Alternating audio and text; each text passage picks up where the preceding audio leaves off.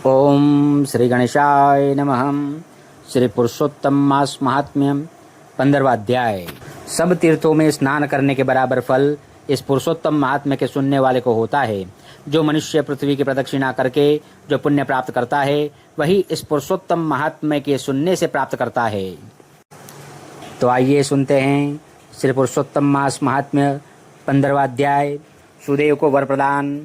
वाल्मीकि ऋषि कहने लगे, इस प्रकार विष्णु की स्तुति कर ब्राह्मण सुदेव हरि के आगे बैठ गया। तब भगवान ऐसी स्तुति सुन मेघ के समान गंभीर वाणी बोले, हे वत्स, तुमने बड़ा घोर तप किया है, इसलिए जो इच्छा हो वर मांगो।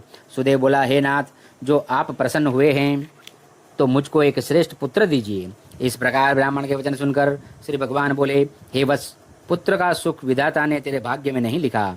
मैंने तेरे भाग पट के सब अक्षर देखे हैं, परंतु उनमें 7 जन्मों में भी तुझे बेटे का सुख नहीं है। भगवान के ऐसे वज्र प्रहार जैसे निष्ठुर वचन सुनकर जड़ से कटे हुए वृक्ष की तरह वह ब्राह्मण पृथ्वी पर गिर पड़ा।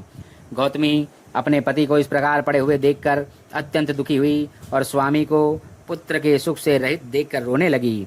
फिर वह स्त्री धैर्य धारण कर अपने पड़े हुए पति से इस प्रकार बोली, हे नाथ, धीरज धारण कीजिए, उठो, जो विधाता ने ललाट में लिख दिया है वह सुख अथवा दुख अवश्य ही भोगना पड़ेगा। इस प्रकार उस स्त्री के तीव्र शोक से युक्त वचन सुनकर उत्पन्न दुख से कांपता हुआ गरुड़ विष्णु भगवान से कहने लगा, हे हरे, आप इस शोक सागर में डूबी हुई ब्राह्मणी को देखिए और गिरते हुए आंसुओं से व्याकुल ब्राह्मण को देखिए।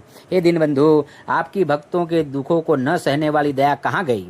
श्री नारायण बोले, इस प्रकार गरुड़ से अमृत समान वचन बोले, हे गरुड़, इस ब्राह्मण को एक मनोगत पुत्र शीघ्र दूंगा। इस प्रकार हरि के अनुकूल वचन सुनकर गरुड़ ने अति प्रसन्न होकर इस ब्राह्मण को अति सुंदर अनुरूप पुत्र दिया। इति श्री पुरुषोत्तम मास महात्म्य 15वां अध्याय समाप्त। बोलो राधा पुरुषोत्तम भगवान की जय।